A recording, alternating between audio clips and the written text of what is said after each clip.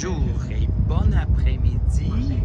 Good afternoon from the Fleuve Saint-Laurent, from the St. Lawrence River, here in Quebec. Quebec is where the river narrows. I have just been over on the south shore by the community of Levis, and Levis is very lucky because if you live in Levis, you have some of the best views probably in all of Canada across to the mighty Chateau Frontenac and the old city of Quebec, once the capital of New France, now the capital of the province of Canada. There are the Canadian Coast Guard ships there, the icebreakers out there, and I just want to point out the Plains of Abraham up to the top out in front of us. That is where North America was essentially won by the British from the French in 1759, Battle of the Plains of Abraham. The British, led by General Wolfe, sailed well a third of their fleet down this river. And this river is, of course, a gateway to the continent. One of them is the Mississippi River, the St. Lawrence, the Columbia. This was, of course, the heart and soul of New France. And it's only a 10-minute crossing over to the other side. By the way, if you want to do this crossing, I highly recommend it. As always said, this is the best to go here. Love the Chateau Frontenac.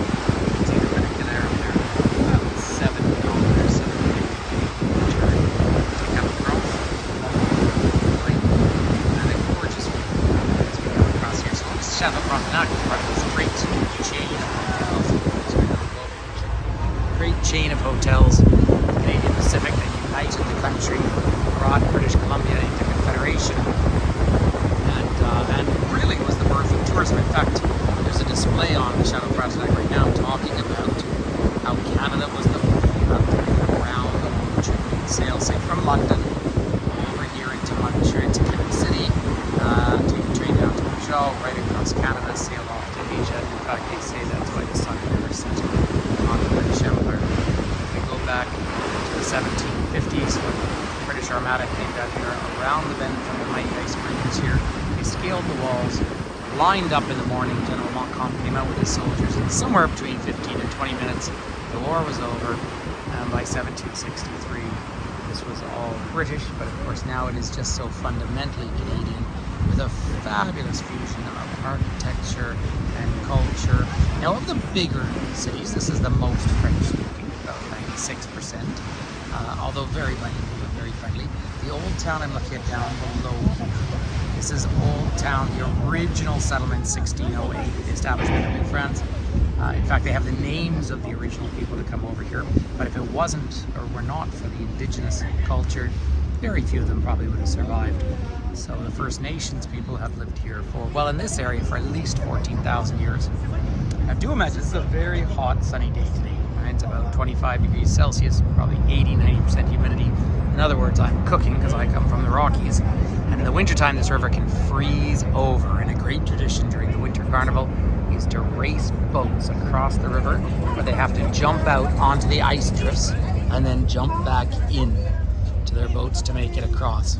So if you can ever factor in the Quebec Winter Carnival, I highly recommend it, but come dressed well. The humidity is just as harsh in the winter as it is in the summer. So we're just coming into dock here. So what a lovely crossing. Obviously there's a substantial current down in the river itself. It is the mighty St. Lawrence. So Lake Erie pours over the Niagara Falls down into Lake Ontario, 300 kilometers. The river begins to narrow at Kingston, and that is really the start of the St. Lawrence, which drains all the way out from here up to where the river becomes wider and wider. There are no more bridges east of Quebec City. And on the North Shore, you eventually drive all the way up to incredible Labrador. And on the south side, you go to Gaspésie and New Brunswick, and even eventually on to Nova Scotia. And of course, if you're sailing up here, you would find the island of Orléans, and you'd also make your way up to Prince Edward Island, several hundred kilometers along. So now I'm looking up out onto the east side now. This is the way you would sail out eventually. Now, tides come all the way up nearly to Quebec City, but it's not brackish for a lot further out. In fact, up at Tadoussac, which is about a 3-hour drive, is where people go to see beluga whales. But let me just focus in on the far side here. Even though this was a military outpost to control the whole continent, really this is an incredibly peaceful community. community, peaceful culture, high pacifist sort of movements in this area. Make me very proud.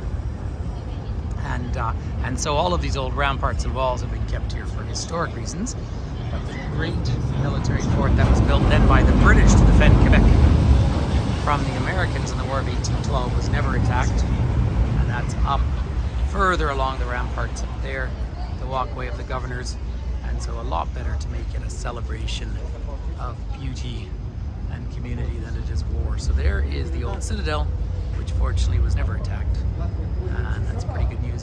And then the docks here for the Canadian Coast Guard. And then also one lucky or a couple of lucky people just out there fishing in the river.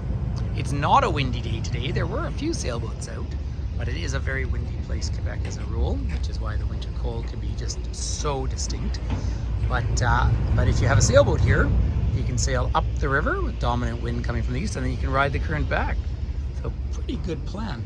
And let's just look back now over at Levis. So I was just over on the other side there. This North Shore is really the southern terminus. So the shore behind me is the southern terminus of the last Laurentian ice sheet, the Laurentian Mountains. And if you go south from Levis, then you head down for about an hour's drive to Maine in the United States. And of course, all the Adirondacks down to the south. So, and again, no bridge, but the ferry is a pretty easy thing to do. So let me just finish off with, of course, the view that everyone needs to embrace when they come here to Quebec. Say the granddaddy of all these hotels is the Banff Springs Hotel. It wasn't actually the very first one, it was the last one still up. They're Fairmont now, but they are the great Canadian Pacific hotels. And it is said, of course, this is the most photographed hotel in the world. So there is some merit to have it here on our YouTube channel. And down the neighborhood that's just beyond these official buildings down through here is Petit Champlain, and everything that is sold along there is a product of Quebec. Do come here for a minimum of 3 days. Spend time discovering all the murals, the Museum of Civilization, and so many of the restaurants are very farm to table now. By the way, the reflection in that glass, you can see one of the new copper roofs on the building. It's just being re-roofed. Of course, eventually these roofs will turn green. So as you can see on the Frontenac, the green is just starting to come out. So on that note, in this very, very hot weather, thank you for coming on this crossing with me. By the way, the statue up in the distance is Samuel de Champlain, the first governor of New France. They don't really know how he looked. There was never a painting of him. So on that note, I would like to thank you for joining me. And I want to say peace and love, and spread the word about the YouTube page if you're happy to. It's just fun to share it. Or come on a live virtual tour, even more fun. All the very best, ladies and gentlemen.